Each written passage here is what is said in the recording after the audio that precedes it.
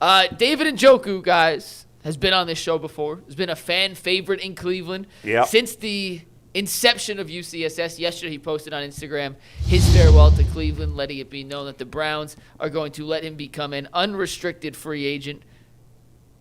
Guys, this is someone who we've kind of debated earlier. Should they bring him back? Should they not? We'll find out what he gets on the open market.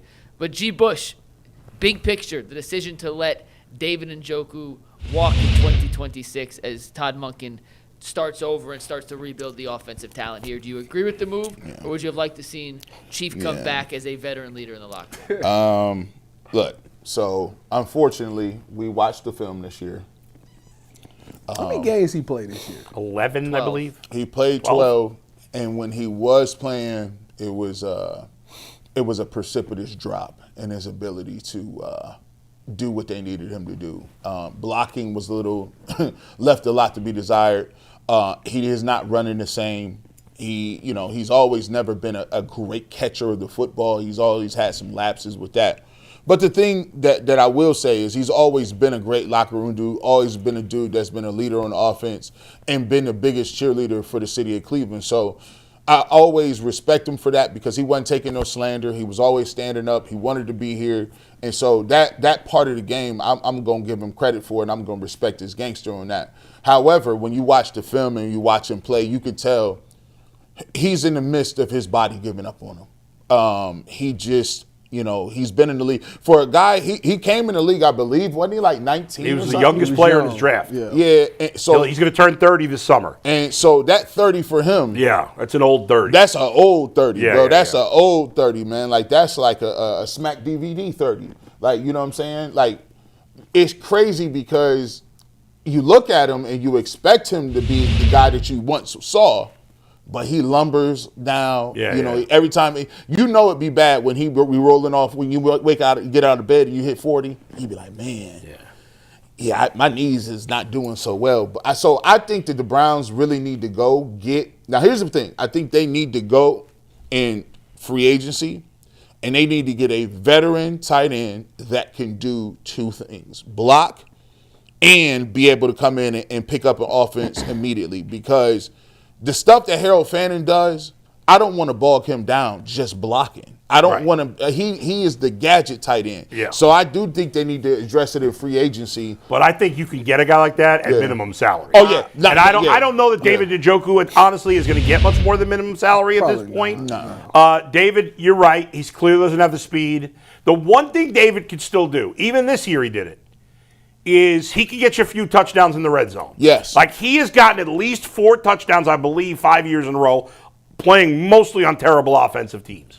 So if you have him as your second tight end that you bring in on fourth down situations, you bring in red zone situations, he'll catch a few touchdown passes for you here and there. But it was so funny because I'm looking at Travis Kelce, and obviously it's not fair to compare most guys to Travis Kelce, but I was saying how Travis Kelce had his worst season ever this year, and it was like 850 yards and 4 touchdowns. And I was like, that was David Njoku's best season ever. 2 years ago, 850 yards and 4 touchdowns. That's how good Travis Kelce is. But David Njoku, let's face it, I don't know him personally. He seems like a hell of a nice guy. Was a great, I agree with you, G, great representative of Cleveland, great representative of the Browns. When we were looking for him, and you didn't have many, and he wanted to, at one point he wanted to get traded, then completely turned around. He wanted to be here, but, he wasn't worthy in the end of a first-round pick. And nice NFL player, perfectly accepted, good career, long career. He'll still have a job somewhere. If I'm him, I go to Kansas City or I go to Buffalo or whatever. I go find me a good quarterback where I could be the number 2 tight end, catch a few touchdowns, and maybe go to the Super Bowl. So when we look at David Njoku, he had his best season with Joe Flacco, and that was like peak him. Yeah. And everybody for those past 2 seasons been waiting to see him get back to that. And it just hasn't been. Now, he's been battling injuries and all those things, but I do agree with G, like from an athletic standpoint, it didn't come off as the same. He was type of person, don't mute their phone. He likes to have it on for some reason. Anyways, but I would agree with G that the athleticism isn't there like it once was, what made him different. He is still effective in the red zone, so I do think that'll get him a job. Yeah. However, The one thing I would say about the Cleveland Browns, and a lot of people don't agree with a lot of things that the Browns do, but the one thing that I do think they'd be right about is when they move on from that player, that means the dude is not, it's pretty much done. So if they decided like it's over with. Well, they didn't do that. Wasn't with Joe Hayden. They screwed that up. He wasn't. This wasn't them though. This wasn't. Oh, the current regime. Yeah, I'm talking the current regime. Yeah. When they moved outside of the quarterbacks with Brissett and Baker. Yeah. Everybody else that they moved on from has not done a thing. So they actually kind of got that part right. So I'm gonna trust that they probably feel the same way about David Njoku. And I think we've watched his play decline a little bit. I think when you look at the free agent market, if you do go get another tight end, likely from Baltimore is going to be a free agent this year. I like him. So you could bring him in. That's the guy that knows the offense. Yeah. You won't have to teach him anything. I think with free agent dollars, though, like maybe they have money for Isaiah Likely. I don't know how much. I don't either. But I'm just saying. Tight end to me is a low priority in terms of money. I agree with you. Right, like I'm especially spending my money. When you got Harold, you're right. Yeah, you need a guy that could be a blocking or a Harold's number a two. starter. I understand. You're right. He's maybe a non-traditional tight end starter, but he's that's a hell of a rookie season considering how bad the quarterback play. Even with a good quarterback, that's a good rookie season. But with the worst quarterback play in the league for an entire season, he put up very good rookie numbers, top 10 rookie numbers all time for a tight end in the NFL, not just the Browns, in the NFL. So I don't need to spend money on a tight end. I got my number one tight end. Well, your number two, and that's all I got. I got him and Judkins. Your number two tight end is going to be Patrick Ricard. Well, they should. They probably will. They probably will. Yeah, 100% they will. I need see once again, Project Stockpile cares nothing about who you have at number one. Yeah. Project Stockpile is insinuating and getting everything in 2 through 5. I need Ricard. Right. I need Likely both. Ricard's more of a fullback. He is a fullback. He's a fullback for sure. We're getting Ricard's your third tight end. He's not your second. Right. So we need both of those dudes, and then we shall invest in number one receivers in the draft. But I need multiple things because here's the thing. For me, I always say this. If you want a legitimate shot to look at your quarterback, no matter what it is, if you were going to say the Cleveland Browns told you that they need to win more games than they won this year, then it don't matter which quarterback you say that you want. You can have a different ideological view on what quarterback it is. But the unequivocal fact is you need pieces around whoever it is. And you can't half-step it. If you want to find it, you can't be, we did it just not. But you can't fix every hole in one off season. We sure as heck going to try. I mean, they got a lot of holes. We sure as heck going to try. You need 6 offensive linemen and 3 wide receivers. If you free up let's get it done. $70 million.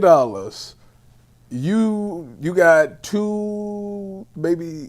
Is Tevin Jenkins a free agent? Yes. Okay, so you got 2 guys under contract that could potentially be on the start line, and that's Whippler and Jones. I mean, and those are both stretches. Whatever. And they're both coming off season-ending injuries, Tyvis. Yeah. They'll be back. Whippler got injured in the last game of the season. That's not season-ending. I am not exaggerating when I say they need 6 offensive linemen. They both Buckeyes, so you know. Okay. So here's how we do. Go Bucks. Here's what happens if you got a car and you running around and you don't never change the oil, you don't maintenance it, and you building other things around in your life. You're like, I don't got no money to fix the car.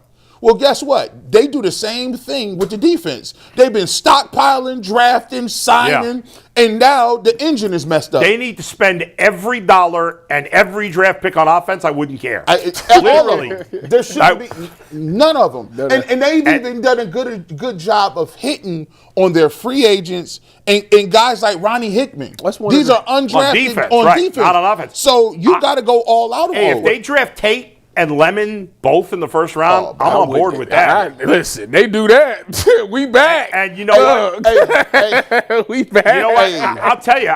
If they draft Tate and Lemon, you could draft the lineman in the second round and go spend free agency on money on guards. You can find guards in free agency. You give me Tate Lemon or Tyson and Lemon, it's a wrap. I ain't gonna lie to you. Let me just tell you. Let me. I'm not complaining if they do that. I was a little shy after the 4,500.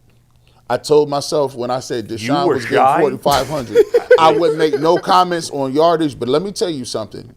If they get Cardinal Tate and Mekhi Lemon, Shedeur Sanders is throwing for 30 plus touchdowns next year.